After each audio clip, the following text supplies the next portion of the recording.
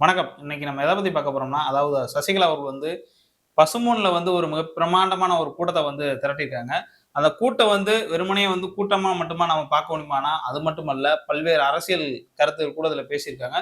முக்கியமா பார்த்தோம்னா, சசிகலா அவர்கள் வந்து ஒரு 5 பாயிண்ட் வந்து சொல்லியிருக்காங்க. எடப்பாடி பழனிசாமி அவர்கள் வந்து அமித்ஷா அவர்கள் வந்து நெஞ்சத்தையே பதற வைக்கக்கூடிய சம்பவமா தான் இந்த ஒரு கருத்த பார்க்க முடியும். அந்த 5 பாயிண்ட் என்னன்னா, எடப்பாடி பழனிசாமி, அமித்ஷா, பாஜக அதாவது என்டிஏ கூட்டணி இருக்கிறதா, இந்த 2026 தேர்தல வந்து எப்படி சந்திக்க போறாங்க? ஒருபுறம் பார்த்தோம்னா, ஸ்டாலின் அவர்கள் வந்து பத்தியான பலம் கொண்டு இருக்க மாரியான ஒரு சம்பவம் கூட, அதாவது விஸ்வரூபம் எடுத்து இருக்கான்னு தான் நம்ம சொல்ல முடியும். ஏன்னா, எதிர்க்கட்சிகள்ன்றது வந்து ஒரு வலுவிழந்த ஒரு சூழல்ல தான் இருக்காங்க. அதே மாரி பார்த்தோம்னா, எதிர்க்கட்சி அதாவது சட்டமன்றத்தில எதிர்க்கட்சி யாராவது உட்காருவாங்களா? கேள்வி கேட்கக்கூடிய இடத்துல கூட எதிர்க்கட்சிக்கு இடம் கிடைக்காத சூழல் தான் தற்போது கள நிலவரமா பார்க்க முடிகிறது. அப்படி சசிகலா என்ன பேசினாரு? இந்த 2026 சட்டமன்ற தேர்தல்ல என்ன நடக்க போகுது என்பதை பத்தி தான் அந்த காணொளியில பார்க்க. அதாவது வேற ஒண்ணும் இல்ல. இந்தியாவினுடைய பிரதமரா இருக்கக்கூடிய நரேந்திர மோடி அவர்கள் வந்து மார்ச் 1ஆம் தேதி வந்து எய்ம்ஸ் மருத்துவமனை வந்து நான் திறந்து வைக்க போறேன். தமிழ்நாட்டுல நான் தான் ரட்சகன். இதை ஒட்டி பார்த்தோம்னா, ஏற்கனவே வந்து உங்களுக்கு தெரியும். மாமல்லபுரத்துல வந்து ஏதோ ஒரு கூட்டம் போட்டிருந்தாங்க. பாஜக சார்புல இந்தியா கூட்டணிலாம் அது வந்து பெருமளவுல வந்து அதிமுகவுடைய தலைவர்களாக சொல்லக்கூடிய எம்ஜிஆர் அவர்களையோ, ஜெயலலிதா அவர்களையோ வந்து திட்டமிட்டே வந்து பாஜக, அதிமுக எடப்பாடி அணி வந்து புறக்கணிச்சிருந்தாங்க. இதனை ஒட்டி வந்து பார்த்தோம்னா, அன்றைய தினமே வந்து அதிமுகவுக்கு வந்து தலைவர்கள் வந்து எம்ஜிஆர், ஜெயலலிதா தான். ஆனா, அவங்களே வந்து எடப்பாடி பழனிசாமி அவர்கள் வந்து புறக்கணிச்ச ஒரு நிகழ்ச்சி நடத்துறது வந்து தொண்டர்கள் மத்தியில வந்து மிகப்பெரிய அளவுல வந்து ஒரு கொந்தளிப்பு ஏற்பட்டுச்சு. சரி இது.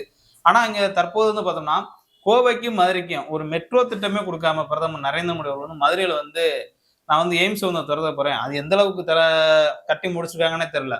ஆனா எய்ம்ஸ திறந்து வைக்க போறேன்னு சொல்லிட்டு பிரதமர் மோடி அவர்கள் வந்து மார்ச் 1ஆம் தேதி வந்து மதுரைக்கு வராங்க. அது மட்டும் இல்லாம திருப்பரங்குன்றம் முருகனை வந்து தரிசிக்க போறாங்க. ஏன் இத்தனை வருஷமா முருகன் தெரியலையா? முருகன் அங்க இல்லையா? நம்ம கேட்கிறோம். இருந்தார்ல கடந்த நாடாளுமன்ற தேர்தலா இருக்கட்டும், சட்டமன்ற தேர்தலா இருக்கட்டும். ஏன் கடந்த நாடாளுமன்ற தேர்தலுக்கு ஒரு 10 முறை மோடி அவர்கள் வந்தாரு. அப்போ ஒரு முறையாவது திருப்பரங்குன்றம் கோயிலுக்கு போனாரா? அப்ப வேண்டுமென்றே அண்மையில வந்து ஒரு சர்ச்சையை கிளப்புனாங்க. அங்க உச்சியில இருக்க தர்கா பக்கத்துல வந்து தீபம் ஏத்தணும்னு சொல்லிட்டு இது ஒரு கதை. ஆனா இந்த சசிகலா வருகை, இந்த எடப்பாடி பழனிசாமி, அமித்ஷா கும்பலுக்கு எந்த அளவு பாதிப்பை ஏற்படுத்துன்றதுதான் நம்மளுடைய கேள்வியா இருக்கிறது. ஏன்னா திமுக கூட்டணி திமுக கூட்டணியில் உள்ள ஏற்கனவே கட்சியில் வந்து வலுவான சூழல் இருக்காங்க. நாடாளுமன்ற தேர்தல் முடிஞ்ச அந்த சூழல்ல கூட இந்த கூட்டணி வந்து 221 தொகுதி வந்து அதிக இடங்களை வந்து அதாவது சட்டமன்ற தொகுதி வாரியா பார்த்தோம்னா இந்த கூட்டணி எந்த அளவுக்கு வாக்கு பெற்றிருக்குன்றத பார்த்தோம்னா திமுக கூட்டணிக்கு வலுவான இருந்துச்சு. அதுல வந்து பார்த்தோம்னா அதிமுக கூட்டணிக்கு தேமுதிக பிளஸ் பாமக அன்புமணி தரப்பு இன்னைக்கு இருக்காங்களா, அவங்களுக்கு ஓரளவு வந்து சட்டமன்ற வாரியா ஒரு 4-5 சட்டமன்றத்துல வந்து கூடுதல் இடம் கிடைச்சிருந்துச்சு. இந்த தேர்தல வந்து அதிமுகவுக்கு வந்து வாழ்வா சாவாதான். ஏன்னா ஏற்கனவே வந்து 10 தோல்வி பழனிசாமி, 11 தோல்வி பழனிசாமி, 12 தோல்வி பழனிசாமி சொல்லிட்டு ஒரு வந்து சொல்லிட்டு எடப்பாடி பழனிசாமி கத்தவிட்டு இருக்காங்க. எதுனா பார்த்தோம்னா 10,000 நான் வந்து கருணைக்காக கொடுக்குறேன்னு சொல்லிட்டு தோலை உரிச்சு தொங்க விட்டதுக்கு அப்புறம் பார்த்தோம்னா அது உரிமைத்துவம் சொல்லிட்டு ஸ்டாலின் அவர்கள் பாணியில வந்து ஒரு புறம் வந்து பேசியிருக்காரு. அப்ப சசிகலா அவர்கள் வந்து எந்த மாதிரியான ஒரு மூவ்மெண்ட் எடுக்கிறாங்கன்னா, தென் மாவட்டம் இந்த தோல்வி வந்து வெற்றியோ தோல்வியோ எடப்பாடி பழனிசாமி அடிச்சு வீட்டுக்கு விரட்டணும். எடப்பாடி பழனிசாமி வந்து இந்த அதிமுக தொண்டர்கள் மக்கள் விரும்பலன்றத வந்து அவங்க ஆளுமையை நிரூபிக்கிறதுக்கான ஒரு தேர்தலா தான் சசிகலா அவர்கள் பார்க்குறாங்க. எனக்கு தெரிஞ்ச அவர்கள் வந்து அனைத்து தொகுதியெல்லாம் போட்டியிட கிடையாது. ஒரு குறிப்பிட்ட இடம். அதாவது தமிழக வெற்றி கழக தலைவர் யாராவது தற்போது விஜய்கிட்ட கூட பேச்சுவார்த்தை நடக்கிற மாதிரி நம்மளுடைய கருத்து கூட பார்க்க முடியுது. ஆனா அது எந்த அளவுக்குன்னு தெரியல. ஆனா அதிமுக வாங்கிய வாக்கு வங்கி அதிமுக கிட்டத்தட்ட ஒரு 160, 170 தொகுதியில நடிச்சுன்னா, அந்த தொகுதியில வந்து நிப்பாட்டி, அதாவது சசிகலா அவர்களுடைய வேட்பாளரை நிறுத்தி, எந்த அளவுக்கு வாக்க பிரிக்க முடியும்ன்றதான் சொல்றாங்க. ஏன்னா சசிகலா அவர்கள் வந்து தனிச்சு நிக்கிறாங்க. இந்த சூழல்ல வந்து திமுக கூட்டணி, அதாவது என்டிஏ கூட்டணி, அதாவது என்டிஏ கூட்டணிக்கு வந்து வெற்றி பெற முடியலனாவும், அவங்கள நம்பி ஒரு 25, 30% வாக்கு இருக்கிறது. அதே மாதிரி திமுக தலைமையிலான இந்தியா கூட்டணிக்கு வந்து கிட்டத்தட்ட ஒரு 55% கிட்ட வாக்கு வங்கி இருக்கிறது. அப்ப சசிகலா அவர்கள் வந்து நம்ம வெற்றி பெற முடியலனாலும் பரவாயில்ல. நம்ம கிட்ட அதிமுக தொண்டர்கள் இருக்காங்க. அதை நான் தக்க வைக்கின்றக்காக தான் அந்த இடத்துல இருக்காங்க.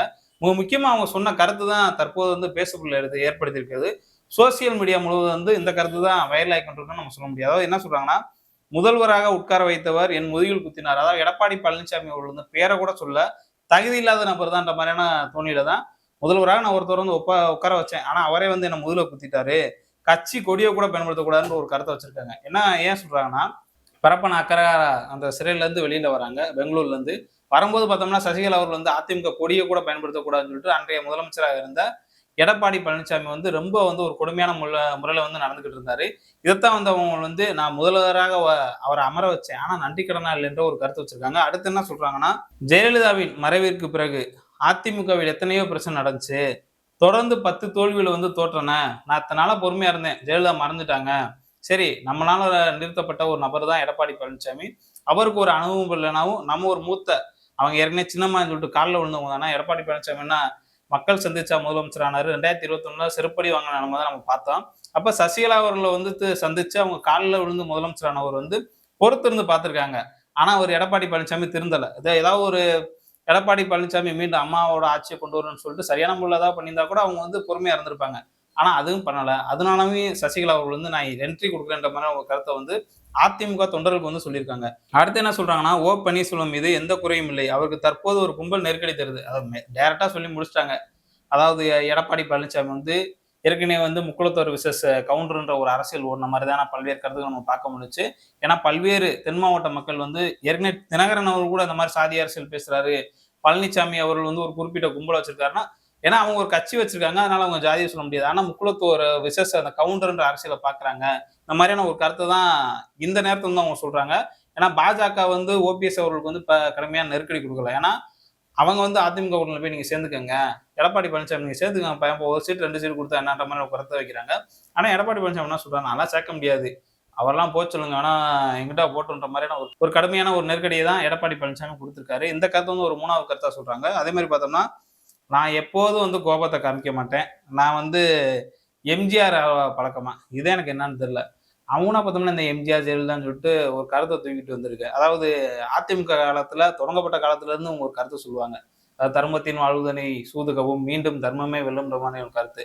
எப்ப பார்த்தாலும் இவங்களா ஒரு சண்டை போடுவாங்க. இவங்களுக்கும் திமுகக்குமான பிரச்சனையா இருக்குது. இவங்களா உட்கட்சி பூசலை வந்து பூசிக்கிட்டு, இவங்களா சண்டை போட்டுக்கிட்டு, நான் வந்து எம்ஜிஆர் மாதிரி இருப்பேன், அம்மா மாதிரி இருப்பேன். அம்மா மாதிரினா ஏவன் குற்றவாளியா போனவங்கள சொத்து குவிப்பேன். அந்த மாதிரி சொல்லிட்டு போனாங்க. ஆனா அதுலதான் தண்டனை கூட அனுப்பிச்சாங்க. அது ஒரு கதை. ஆனா வந்து இந்த மாதிரியான ஒரு ஒரு 5 பாயிண்ட் வந்து நல்ல பாயிண்ட் சொன்னாலும், இந்த மாதிரியான ஒரு கருத்தை வந்து தேவையில்லாம சொல்றாங்கன்னு தான் நம்ம பார்க்க வேண்டியதா இருக்கு. அடுத்து பார்த்தோம்னா, பெங்களூர் சிறையில் எனக்கு தினமும் பிரச்சனை இருந்தது. பரவல் கிடைத்த போதும் அப்போதைய முதல்வர் கட்டுப்பாடு விதித்தார். யார் இருந்தாருன்னா, அப்போதைய முதலமைச்சர் யாரு? எதிர்க்கட்சி தலைவராக இன்னைக்கு இருக்கின்ற பழனிசாமி. பழனிசாமிக்கு எவ்வளவு வன்மம்னு பாருங்க. அப்ப இந்த அதிமுக கட்சி இப்ப துணை முதலமைச்சராக இருக்கக்கூடிய உதயநிதி ஸ்டாலின் ஒரு மேடையில வந்து சூப்பரா சொல்லியிருப்பாங்க.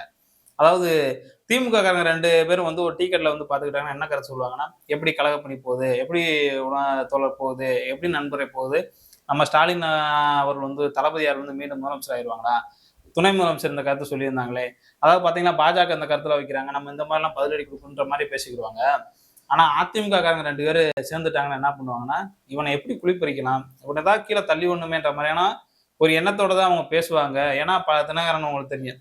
தினகரன் வந்து நானும் எடப்பாடி பழனிசாமி அவர்கள் வந்து 99% வந்து ஒன்னாயிட்டோம். அந்த 1% என்னன்னா 2 பேருக்கு குழி பறிக்கிறது. 2 பேரும் 2 சைடு வெட்டிக்கிருக்காங்கன்னு தான் நினைக்கிறேன் குழிய. அப்ப அதுல யார் விழுகுறாங்களோ அதுல இருந்து நம்ம பாத்துக்கிறோம்ன்றதான் அவங்களோட கருத்து. இது வந்து நம்ம என்ன தெரிஞ்சுக்கிறோம்னா, அதிமுக விசஸ் திமுகன்ற போட்டி இந்த தேர்தலில் கிடையாது. நான் ஏற்கனவே சொன்ன மாதிரிதான். ஸ்டாலின் அவர்களுக்கு வந்து ஏற்கனவே வந்து அவங்க கூட்டணி வந்து விஸ்வரூபத்துல இருக்கு. எதிர்க்கட்சியா இருக்கிறதுக்கு எந்த கட்சியுமே கிடையாது. விஜய் வந்து நான் ரவுடிதான் ஒரு புறம் சொன்னாலும், திமுக வந்து அதை ஏத்துக்கல. நீலாம் சின்ன பையன்ப்பா. ஏற்கனவே வந்து கமலஹாசன் நிலைமை உங்களுக்கு தெரியும்.